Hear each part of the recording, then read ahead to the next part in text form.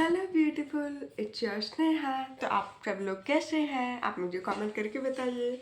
और आज मैं इस वीडियो में आपको the Rajasthani school of painting का एक्सप्लेनेशन देने वाली हूँ। In NCERT line by line से एक्सप्लेनेशन दूंगी। एक्सप्लेनेशन के साथ साथ जो पेंटिंग्स वगैरह का पिक्चर दिया हुआ है बुक में, उसको भी एक्सप्लेन करूँगी। तो अगर आपको कोई क्वेरी होगा, किसी लाइन में डाउट होगा, किसी वर्ड का मतलब नहीं पता होगा, तो आप मुझे कमेंट करके पूछ सकते हैं। और अगर आप अभी तक मेरे फैमिली मेम्बर का पार्ट नहीं है तो प्लीज़ जल्दी से सब्सक्राइब कर दीजिए, बेल आइकन क्लिक कीजिए और नोटिफिकेशन ऑन कीजिए, वीडियो को लाइक कीजिए, कमेंट कीजिए, अपने दोस्तों के साथ शेयर कीजिए जो बीएफए एंट्रेंस एग्जाम के लिए तैयारी कर रहे हैं या कोई कंपटीशन एग्जाम के लिए तैयारी कर रहे हैं, कोई क्लास 12 बोर्ड के लिए तैयारी कर रहे हैं, तो यहाँ पर कोई वीडियो देख सकता है। इजी एक्सप्लेनेशन दूंगी कि आप खुद बोलोगे कि वाह कितना एक्सप्लेनेशन अच्छा किया आपने। ये वीडियो जो है वो पार्ट 1 है। पार्ट 2 के लिए आप कमेंट कीजिएगा, मैं नेक्स्ट वीडियो इसी के लिए लेके आऊँगी। आपको अपना वर्क शो करना है कि आपने कैसे ड्राइंग बनाया, कैसे पेंटिंग बनाया, तो आपको यहाँ पे इंस्टाग्राम आईडी दिख रहा होगा, वहाँ पे आप मुझे मैसेज कर सकते हैं, डीएम कर सकते हैं। या फिर आपको इंस्टाग्राम आईडी नहीं मिल रहा है तो आप नीचे डिस्क्रिप्शन बॉक्स चेक करेंगे तो वहाँ ब्लू कलर का लिंक है इंस्टाग्राम आईडी करके, वहाँ पे आप चेकआउट कर सकते हैं। आपको इस बुक का लिंक नीचे डिस्क्रिप्शन बॉक्स में दे दूंगी, वहाँ पे आप चेकआउट कर सकते हैं।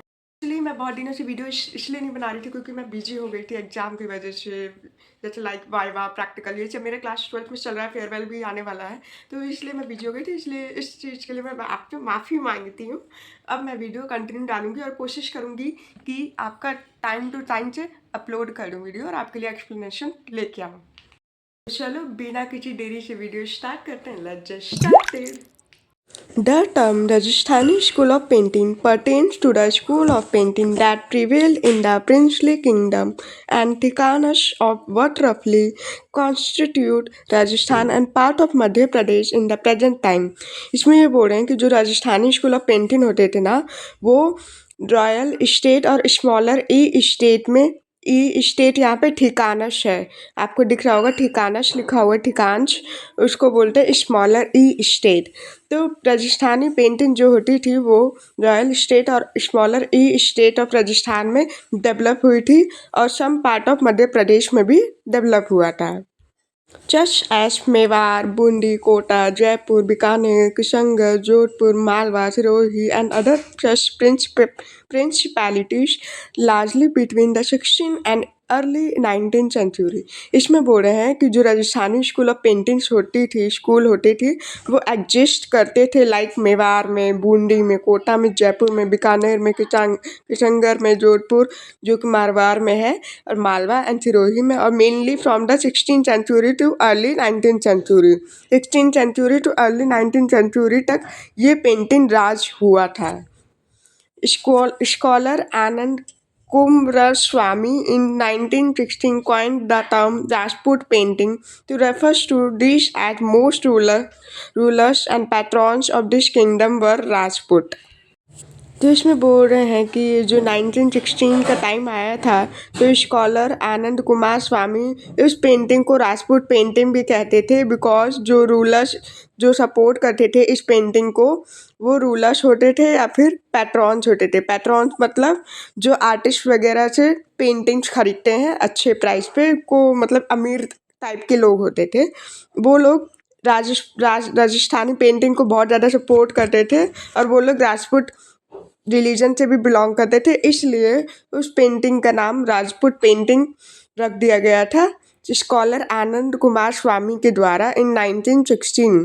He specifically coined it to categorize and differentiate this group from the much known Mughal school of painting. ये बोल रहे हैं कि ये टर्म इसलिए यूज़ करते थे ताकि क्लियरली सेपरेट कर सके इस पेंटिंग को मुगल पेंटिंग से। राजस्थानी को राजपूत पेंटिंग इसलिए बोलते थे ताकि मुगल पेंटिंग की तरह नाम ना दे दिया जाए इसका, इसलिए इसको सेपरेट करने के लिए वो राजपूत पेंटिंग उन्होंने नाम रख दिया था, which was already very famous and different in style. Mughal painting से बहुत ही अलग था और डिफरेंट था स्टाइल में। Therefore, Malwa, comprising principalities of central India, and the Pahari school that comprised the Pahari or mountainous Himalaya region of northwestern India, was also in the ambit of Rajput school। अब जब उन्होंने classification कर दिया था, separate कर दिया था Mughal painting से, तो जो मालवा पेंटिंग्स होती थी सेंट्रल इंडिया और पहाड़ी स्कूल ऑफ पेंटिंग होती थी हिमालय रीजन से, वो भी राजपूत स्कूल ऑफ पेंटिंग में इंक्लूड करने लग गए थे। For Kumar Swamy, the nomenclature represented the indigenous tradition of painting prevalent in the mainland before the conquest by the Mughal. According to the Kumar स्वामी, जो कुमार स्वामी थे, कुमार स्वामी, इन्होंने इस पेंटिंग को रिप्रेजेंट किया था ओन नेटिव पेंटिंग को, सो दैट मुगल रूल से पहले ये एग्जिस्ट करता था राजस्थानी पेंटिंग, इसलिए उन्होंने राजपूत पेंटिंग का नाम इन्होंने रिप्रेजेंट किया था। और कुमार स्वामी चाहते थे कि मुगल पेंटिंग से पहले जो राजस्थानी पेंटिंग होती थी उसको अलग से क्लासिफाइड कर सके, सो दैट आने वाले फ्यूचर जनरेशन में लोग समझ सकें कि राजस्थानी पेंटिंग और मुगल पेंटिंग दोनों बिल्कुल अलग थे, इसलिए उन्होंने राजपूत पेंटिंग रख दिया गया नाम। Studies in Indian painting have become a long way since then and the term Rajput school is obsolete. कुछ टाइम बाद जब इंडियन लोगों ने वो पेंटिंग के ऊपर रिसर्च किया, राजस्थानी स्कूल ऑफ पेंटिंग, तो उन्होंने देखा कि जो राजपूत स्कूल ऑफ पेंटिंग जो कुमार स्वामी पहले नाम दिए थे, अब वो आउटडेटेड हो गया, मतलब पुराना हो गया, इसलिए इसका नाम राजस्थानी स्कूल ऑफ पेंटिंग रख दिया गया है। Instead, specific categories such as Rajasthani and पहाड़ी आर एम्प्लॉयड। और आज के टाइम में पेंटिंग्स को बहुत ज़्यादा एक्यूरेटली क्लासिफाइड किया जाता है राजस्थानी और पहाड़ी स्कूल में। Though separated by short distance, the pictorial style that emerged and evolved in this kingdom were significantly diverse. But आपको पता है कि पहाड़ी स्कूल ऑफ पेंटिंग और राजस्थानी दोनों पास पास में है, पहाड़ी भी पास में है और राजस्थान भी पास में है, तो ये दोनों भले ही पास में थे लेकिन उनका जो स्टाइल होता था पेंटिंग का वो डिफरेंट होता था। In terms of either execution, fine or bold, preference of color, brilliant or gentle, compositional element, depiction of architecture, figures and nature, mode of narration, affinity for naturalism, or had emphasis on extreme mannerism.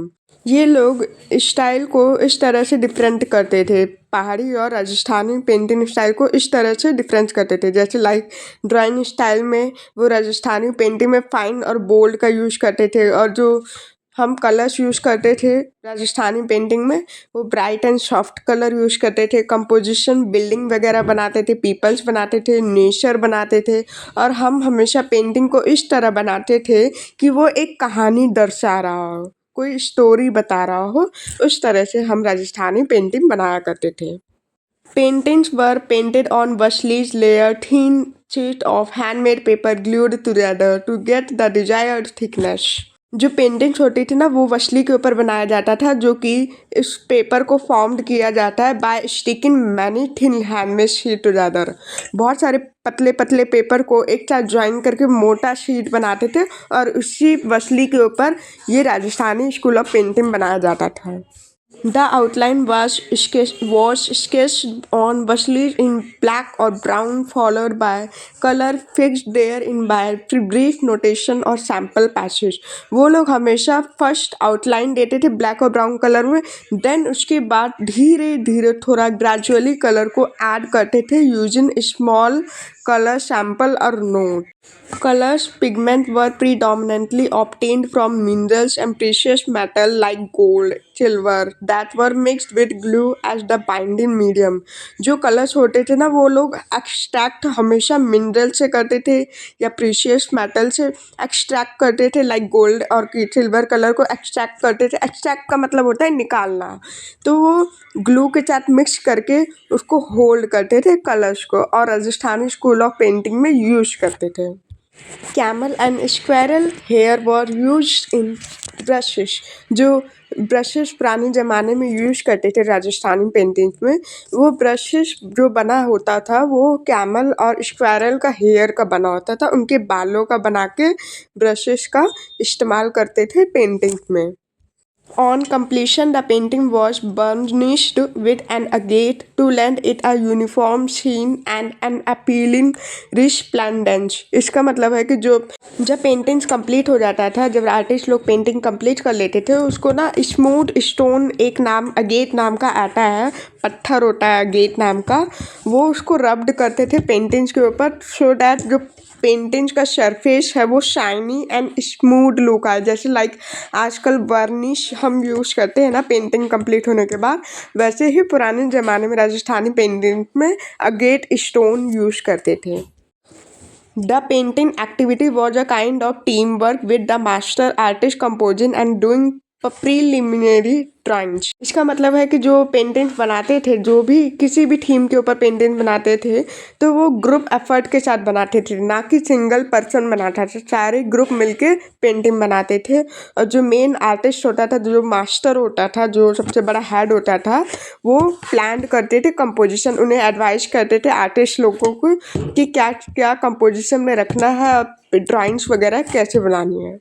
Followed by pupils or expert of coloring, portraiture, architecture, landscape, animal, etc. जो different artist होते थे वो different चीज़ों पे काम करते थे, like colouring के ऊपर, ह्यूमन फिगर के ऊपर, बिल्डिंग के ऊपर, लैंडस्केप के ऊपर, एनिमल्स के ऊपर, taking over and doing their bit, and finally the master artist putting the finishing touch।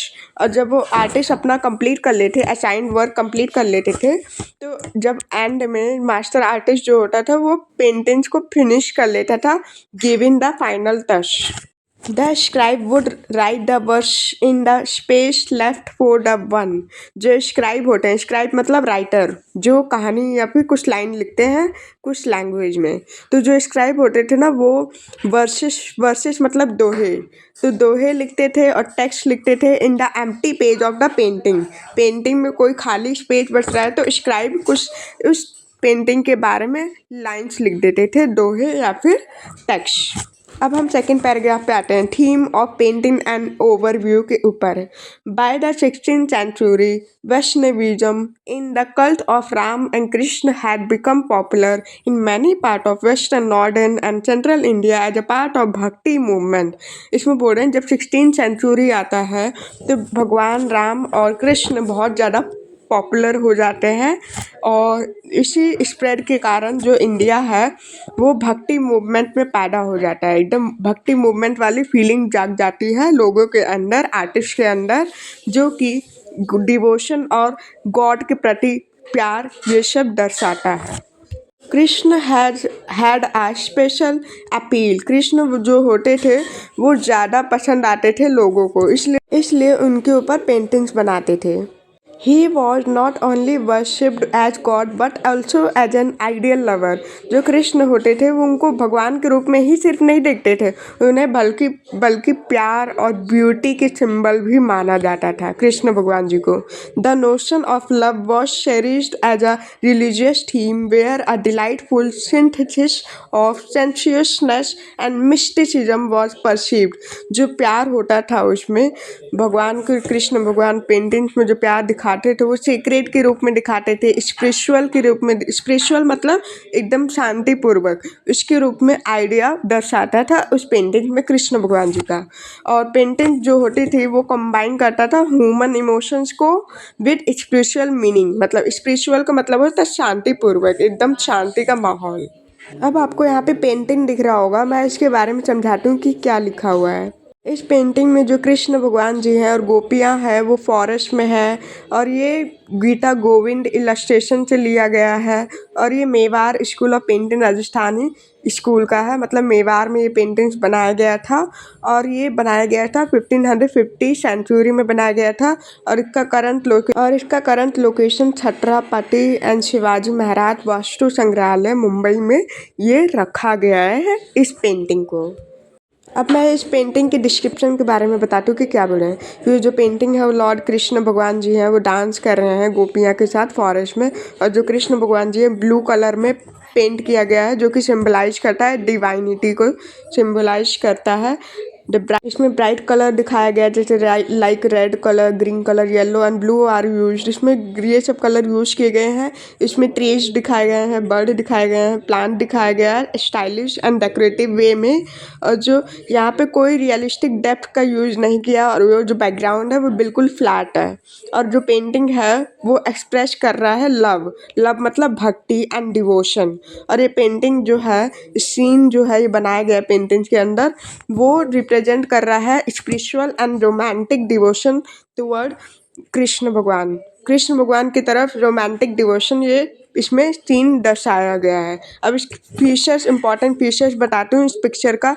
इसमें फ्लैट कंपोजिशन यूज हुआ है, बोल्ड आउटलाइन यूज हुआ है, decorative tree and animal, narrative story telling and religious theme जो कि है Vaishnavism. Vaishnavism का मतलब है वो एक रिलीजियस है, एक धर्म है। तो चलो अब नेक्स्ट पेज पे आते हैं, page number 12। Krishna was perceived as the creator from whom all creation was a supportive emanation, and Radha the human soul who led to offer herself to God। God इसमें जो है, जो भगवान को दिखाया गया था as a creator of everything. और जो राधा है उनको भगवान का मतलब ह्यूमन का सोल बोला गया है, जिसमें वो कम्प्लीटली सरेंडर कर रही है इट सेल्फ टू गॉड। मतलब भगवान कृष्ण भगवान जी को अपने आप को सरेंडर कर रही हैं। The sole devotion to the deity is pictured by Radha's self-abandonment to her beloved Krishna, epitomized in Gita Govind paintings में। बोल रहे हैं कि जो राधा का प्यार था वो बहुत ही गहरा था, जो कि उन्होंने कृष्ण भगवान जी को सरेंडर करते हुए दिखाया। और ये सिम्बलाइज करता है सोल्स डिवोशन टू गॉड, मतलब अपनी आत्मा का सरेंडर कर देना भगवान की तरफ। और उसको ब्यूटीफुली एकदम रिप्रेजेंट किया है गीता गोविंद के पेंटिंग्स में। Composed in the 12th century by Jayadev, who is believed to have been the court poet of Lakshman Sen of Bengal। Gita Govind जो है वो 12th सेंचुरी में लिखा गया था जयदेव पोइट के द्वारा। जयदेव एक पोइट हैं जिन्होंने गीता गोविंद लिखा था 12th सेंचुरी में। और जो किंग लक्ष्मण सेन ऑफ बंगाल के हैं वो जयदेव के ऊपर बहुत विश्वास करते थे, इसलिए उन्होंने कोर्ट पोइट की तरह जयदेव को अपने उसमें रख लिया था दरबार में। Gita Govinda song of cowherd is a lyrical poem in Sanskrit evoking Shringar Rush, portraying the mystical love between Radha and Krishna through worldly imaginary। Gita Govind का मतलब होता है सॉन्ग ऑफ कौवाड़, जो कि कृष्ण भगवान जी गाते हैं। And is a lyrical poem, lyrics poem है जो कि संस्कृत में लिखा गया है गीता गोविंद को। और ये जो पोएम है वो एक्सप्रेस करता है श्रृंगार रस, मतलब रोमांटिक लव। श्रृंगार रस का मतलब होता है रोमांटिक लव। एंड दिखाता है कि divine love of Radha Krishna का कितना प्यार था, प्रेम कितना गहरा था। Using every day human and emotion and imaginary, human का यूज करके इमोशंस और इमेजिनरी दिखाते थे कि राधा कृष्ण भगवान के बीच में जो प्यार था वो कितना गहरा था। Bhanu Datta, a Maithili Brahmin who lived in Bihar in the 14th century, composed another favorite text of the artist Rasmanjari, interpreted as the Bouquet of Delight। Bhanu Dutta जो है वो मैथिली ब्राह्मण है बिहार के, जो कि 14th सेंचुरी में उन्होंने बनाया है, जो कि रसमंजरी, जो 14th सेंचुरी में बनाया था वो रसमंजरी बनाया था। और उसका पॉपुलर टेक्स्ट पेंटर का नाम है जिन्होंने जो बनाया था वो बॉक्यूट ऑफ डिलाइट है। इसका popular text, famous text bouquet of delight माना जाता है। Written in Sanskrit the text is a treatise on rasa and deal with the classification of heroes, Nayaka and heroine Nayikas in accordance with their age, बाल, तरुण and प्रौढ़ा। इसमें बोल रहे हैं कि जो रसमंजरी है वो संस्कृत टेक्स्ट में लिखा गया है और इसमें एक्सप्लेन करता है थ्योरी ऑफ रस। रस मतलब इमोशंस, इसको एक्सप्लेन करता है। और ये टेक्स्ट क्लासिफाई करता है कि हीरोज नायिका को बोलते हैं और हीरोइन नायिका को बोलते हैं। और ये डिवाइडेड बाय एज के हिसाब से डिवाइडेड किया गया है। जैसे बाल को यंग बोलते हैं और तरुण को यूथ बोलते हैं। यूथ मतलब जो एडल्ट वगैरह, जो एडोलिसेंट में फेज होता है उसको यूथ बोलते हैं। और प्रौढ़ा मतलब मेच्योर, जो मेच्योर हो जाते हैं। फिजियोग्नोमिक ट्रेट पद्मिनी, चित्रिनी, शंखिनी, हस्तिनी, ये जो है physical and personality types of women को भी डिस्क्राइब करता है, जैसे लाइक पद्मिनी हो गई, चित्रिनी हो गई, शंखिनी हो गई, हस्तिनी हो गई। एंड इमोशनल स्टेट्स एज खांडिता, वश, खजा, अभिसारिका, उठका, अष्टा। और उसमें different emotional state of women को भी एक्सप्लेन किया गया है, जैसे खांडिता, खांडिता का मतलब होता है एंग्री, मतलब जैसे औरत कैसे गुस्सा अपना दिखाती है उसमें बोला गया है। वशक का सजा का मतलब होता है डेकोरेटेड फॉर लव, लव के लिए कैसे डेकोरेट किया जाता है। अभिसारिका का मतलब होता है कि जैसे लाइक अपने लवर से कोई मिलने जा रहा है। उठका का मतलब होता है एंजियस, एंजियस मतलब घबराहट होना, घबराहट। Though Krishna is not mentioned in the text, painter have introduced him as the archetypical lover। इसका मतलब है कि जो कृष्ण भगवान जी हैं उनको रिटर्न में टेक्स्ट में नहीं मेंशन किया है, लेकिन पेंटर्स जो है वो कृष्ण भगवान जी को ऐड करते थे as a ideal lover figure in their paintings. Rashik Priya, translated as the connoisseur of delight, is replete with complex poetic interpretation and was composed to incite aesthetic pleasure to elite courtier। रसिक प्रिया का मतलब होता है the कॉनेश्योर of delight, और जो रसिक प्रिया text लिखा गया है वो बिल्कुल पूरी तरह से भरा हुआ है डीप पोएट्री से, और ये was written to give artistic pleasure to royal courtier. और ये जो लिखा गया था ये इसलिए लिखा गया था आर्टिस्ट के द्वारा, सो दैट जो आर्टिस्ट वगैरह इसको पेंटिंग में यूज करें तो ये रॉयल कोर्टीरियर्स को एक प्लेजर की तरह वो इस्तेमाल कर सकते हैं। Composed in Braj Bhasha by Keshav Das, the court poet of Raja Madhukar Shah of Orsha in 1591. Rashik Priya explore various emotive states represented through the character of Radha and Krishna. Kavi Priya, another poetic work by Keshav Das written in the honor of Rai Parveen, a celebrated courtesan of Orsha. Its 10th chapter titled Baramasa, illustrating the daily life of people in different seasons. Keshav Das describing how the Nayika prevail upon the Nayika or not to leave her. Bihari Satisai, authored by Bihari Lal, constituting 700 verses. Satisai, composed in the form of aphorism and moralizing witticism, composed the Satyai around 1662 while he was at the court of Jaipur। जो रसिक प्रिया है वो ब्रज भाषा में लिखा गया है केशव दास के द्वारा। केशव दास जो थे वो कोर्ट पोएट थे राजा मधुकर शाह के, जो कि ओरछा में 1591 में थे केशव दास। रसिक प्रिया जो है बहुत सारे टेक्स्ट एक्सप्लेन करता है मैनी इमोशंस के through, such as love, jealousy, quarrel, separation, anger, ये सब एक्सप्लेन करता है। और जो इमोशंस दिखाए गए हैं राधा कृष्ण के थ्रू इसमें रिप्रेजेंट करता है। कवि प्रिया एक अनदर पोएम है जो कि केशव दास ने ही लिखा है, और वो इसलिए लिखा गया था ताकि राय परवीन को वो प्रेज कर सकें, और फेमस कॉर्टिशन ऑफ ओरछा, क्योंकि वो फेमस कॉर्टिशन थे राय परवीन, इसलिए उनके ऊपर लिखा गया था ताकि वो प्रेज करें, तारीफ करें उनकी। और उसी का 10th चैप्टर है कॉल्ड बारहमासा, जो को हम बारहमासा भी बोलते हैं, जिसमें डिस्क्राइब करते हैं 12 मंथ ऑफ द ईयर। इसमें दिखाते हैं कि पीपल जो है वो अपनी लाइफ को कैसे जीते हैं ड्यूरिंग डिफरेंट सीजन, जैसे ठंडी का मौसम आ गया तो कैसे जीते हैं, गर्मी का मौसम आ गया तो कैसे जीते हैं। केशव दास ने ऐसे ये भी डिस्क्राइब किया है कि जो हीरोइन है वो कैसे ट्राई करती है, अपने हीरो को रोकने का ट्राई करती है फ्रॉम लिविंग हर, मतलब वो चाहती है कि नायिका उसको छोड़ के ना जाए, इसलिए वो बहुत ही प्रोत्साहित करती है उन्हें। बिहारी चटसई जो है वो बिहारी लाल ने लिखा है, और उसमें टोटल 700 दोहे हैं। वर्सेस का मतलब होता है दोहे, 700 दोहे कंटेन करता है, और ये वर्सेस जो है बहुत ही शॉर्ट है, विटी है एंड मॉरल टीचिंग है। और बिहारी लाल जो है इस वर्क को लिखते हैं around 1662 where he was at Jaipur court, जब जयपुर कोर्ट में थे तभी इन्होंने बिहारी लाल ने ये सतशई को लिखा था।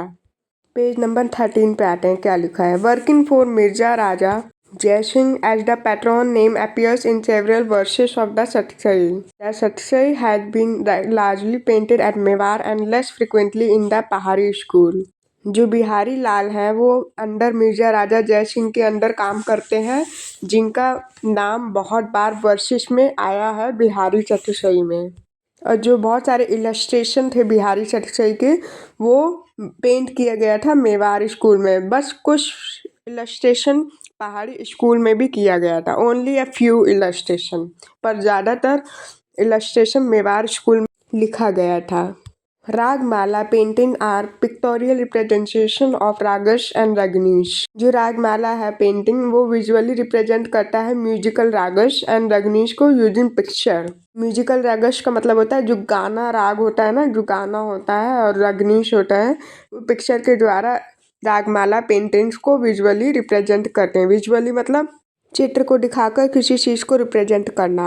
अब येलो बॉक्स आपको दिख रहा होगा सामने, रागस से लेकर 3 तक है, इसका मतलब बता देती हूँ। जो रागस है उसको हम इमेजिन करते हैं एज अ ह्यूमन या फिर डिवाइन फिगर्स के तरफ हम इमेजिन करते हैं, जो कि रोमांटिक और डिवोशनल सीन में दिखाया गया है। और सारी रागस जितने भी राग है वो रिप्रेजेंट करता है पर्टिकुलर इमोशन, टाइम, सीजन, ये सब राग रिप्रेजेंट करता है। और जो रागमाला पेंटिंग्स है वो 36 to 42 पेजेस में एल्बम्स के रूप में रखा गया है। और जो रागस है उसको फैमिलीज की तरह अरेंज किया गया है, और हर राग का फैमिली जो था वो एक मेल राग होता था और टोटल 6 फीमेल रगनीश होती थी। और जो 6 मेन रागस होते थे वो भैरव होते थे, मालकोस होते थे, हिंडौल, दीपक, मेघा एंड श्री, ये सब होते थे। जैसे भैरव हो गया, मालको, ये 6 प्रिंसिपल्स हैं रागस के। मैंने येलो वाला बॉक्स एक्सप्लेन कर दिया है, अब नीचे पैराग्राफ में आते हैं। Bardic legend and other romantic tales such as Dhola Maru, Sohini Mahiwal, Mrigawat, Saura Panchachika and Lord Chanda, just to mention a few, were other favourite theme. जो बर्ड होते थे वो बहुत ही फेमस ट्रेडिशनल पोइट होते थे। तो जो bird and romantic folk tales होते थे बहुत ही पॉपुलर पेंटिंग सब्जेक्ट होता था। जो बर्ड और रोमांटिक फॉक टेल्स बताते थे वो पॉपुलर पेंटिंग सब्जेक्ट के ऊपर स्टोरी बताते थे। जैसे ढोला मारू हो गया, सोहिनी महिवाल हो गया, मृगावत हो गया, सौरा पंचचिका हो गया, लॉर्ड चंदा हो गया, ये सब फेमस स्टोरी के ऊपर बताते थे। Text such as the Ramayana, Bhagavata Purana, Mahabharata, Devi Mahatmya and the like were favourite with all school of painting. और रिलीजियस टेक्स्ट के बारे में भी बताते थे, जैसे रामायण हो गया, भगवत पुराण हो गया, महाभारत हो गया, देवी महात्म्य हो गया, ये सब फेवरेट थीम था अक्रॉस ऑल स्कूल। स्कूल का मतलब यहाँ पे जगह का नाम बताया गया, प्लेस का नाम। Moreover, a large number of paintings record darbar scene and historic moments, hunting expedition, wars and victories, picnic, garden parties, dance and music performance, ritual, festival and wedding procession, portrait of king, courtiers and their family, city views and bird and animals। कुछ painting तो royal court scene दिखाता था, historical event दिखाता था, hunting के ऊपर scene दिखाता था, बैटल्स के ऊपर दिखाता था, विक्ट्रीज के ऊपर दिखाता था। इसी टॉपिक पे पेंट किए गए थे। Leisure activity like picnic, garden, dance, music, ये भी सब पेंटिंग्स में दिखाए जाते थे। Religious ceremonies, festival and wedding, ये सब भी पॉपुलर सब्जेक्ट थे। और जो आर्टिस्ट होते थे वो पेंट करते थे पोर्ट्रेट को, सिटी स्केप को, बर्ड को और एनिमल्स को। अब आपको नीचे पिक्चर दिख रहा होगा, मैं इसका एक्सप्लेनेशन देती हूँ। एक पिक्चर का टाइटल है सौरा पंचशिका और इसके स्कूल का नाम है Mewar school of Rajasthan painting. Mewar school में बनाया गया है ये पेंटिंग को, और ये 1500 सेंचुरी में बनाया था। और इसका आर्टिस्ट जो है एनसी मेहता है। एनसी मेहता ने अहमदाबाद गुजरात में बनाया था 1500 सेंचुरी में। पेंटिंग्स का एक्सप्लेनेशन देती हूँ। ये जो पेंटिंग्स है इलस्ट्रेट करता है, एक सीन को इलस्ट्रेट करता है जो कि सौरा पंचशिका से लिया गया है, रोमांटिक लव स्टोरी को। इसमें दिखाया गया है कि जो मेल और फीमेल फिगर है वो कॉन्वर्जेशन में बिजी है और वो एक्सप्रेस लव कर रहे हैं, अपने इमोशंस, अपने प्यार को एक्सप्रेस कर रहे हैं। और जो फिगर्स ड्राइंग किए गए हैं वो प्रोफाइल व्यू में ड्राइंग किया है, जो कि मेवाड़ स्टाइल का एक फीचर है। इसमें आउटलाइंस बोल्ड हैं, फ्लैट ब्राइट कलर यूज किया गया है like red, black and yellow. और जो आर्किटेक्चर है उसको सिंपल दिखाया गया है विद डेकोरेटिव पैटर्न्स। इसमें कोई हमने नो रियलिस्टिक पर्सपेक्टिव का कोई यूज नहीं हुआ है, इसलिए स्पेस एकदम फ्लैट नज़र आ रही है। इसमें इमोशनल एक्सप्रेशन का जिक्र किया जा रहा है रेदर देन रियलिज्म। और ये पेंटिंग जो है रोमांटिक को रिफ्लेक्ट करता है, जो कि श्रृंगार रस बोलते हैं, और कोर्टली लाइफ को भी रिफ्लेक्ट करता है। तो यहीं तक था इस चैप्टर का एक्सप्लेनेशन। और अगर आपको नेक्स्ट पार्ट में आपको आगे का एक्सप्लेनेशन देखना है, जैसे कि Malwa and Mewar school of painting, तो उसके लिए मुझे कमेंट कीजिएगा। Don't forget to subscribe and like videos. तो मिलते हैं नेक्स्ट वीडियो में। अभी के लिए bye bye cutie, bye bye.